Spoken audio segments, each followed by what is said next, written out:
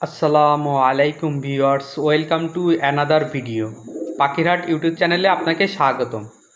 বরাবরের মতো চলে আসলাম নতুন আরও একটি ভিডিও নিয়ে। তো আপনারা কে কোথা থেকে দেখতেছেন দয়া করে চ্যানেলটি সবাই সাবস্ক্রাইব করবেন এবং কমেন্ট করে জানাবেন আপনারা কেমন আছেন। তো মাশাল্লাহ আলহামদুলিল্লাহ আমার কবুতরগুলো আল্লাহর রহমতে আর আপনাদের দোয়ায় খুবই ভালো আছে, খুবই ভালো আছে। তো আমি চাই আল্লাহর কাছে আমার একটাই চাওয়া, আমার এই কবুতরগুলো ভালো থাকুক এবং সুস্থ থাকুক। তো আজকে কিছু টিপস নিয়ে চলে আসলাম। টিপস আরও একটা গুড নিউজ আছে। গুড নিউজ সেটা হলো আমার নিচের যে কবুতর দেখতেছেন একদম নিচের যেটা, এটা কিন্তু মাশাআল্লাহ একটা ডিম দিয়েছে আলহামদুলিল্লাহ। আজকেই দিল, সন্ধ্যার দিকে দিছে আজকে আলহামদুলিল্লাহ। এই যে দেখেন ওরা ওই যে ডিম দেখা যাচ্ছে আলহামদুলিল্লাহ আলহামদুলিল্লাহ মাশাআল্লাহ। তো সবাই দোয়া করবেন।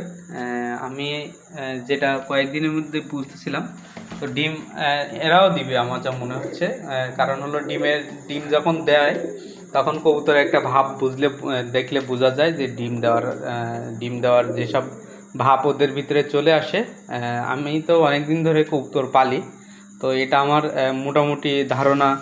যেরকম যেরকম কবুতরের ডিম দেওয়ার আগে যেসব কাজগুলো করে এবং যেরকম ওরা করে, তো সেরকমই হলো আপনি হয়তো যারা নতুন তারা হয়তো এরকম বুঝতে পারবেন না। সেটা হলো যে কবুতর এখন ডিম দিবে নাকি, যে তার জায়গা তৈরি করে দেওয়া, অনেক কিছু আছে।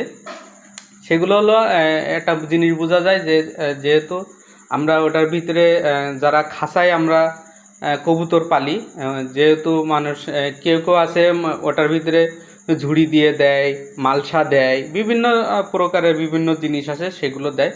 তো সে কিন্তু ওখানে ডিমে বসেই ছিল, তো এখন পানি দিলাম, তো সেই পানি খাওয়ার জন্য ও চলে আসছে। এতক্ষণও ওখানে বসাই ছিল, তো আলহামদুলিল্লাহ সমস্যা নেই।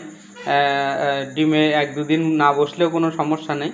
তো 2-3 দিন পর থেকে মনে করেন যে ডিমে তাওয়া বসা না বসলে তখন সমস্যা আছে। কারণ হলো ডিমে না বসলে কবুতর তখন সমস্যা হবে, তখন ডিম জমবে না। 3-4 দিন পর থেকেই হলো মনে করেন ডিম অন্যদিকে যাওয়া শুরু করবে। যখন ঠান্ডা ঠান্ডা থাকবে তখন কিন্তু ডিম জমবে না।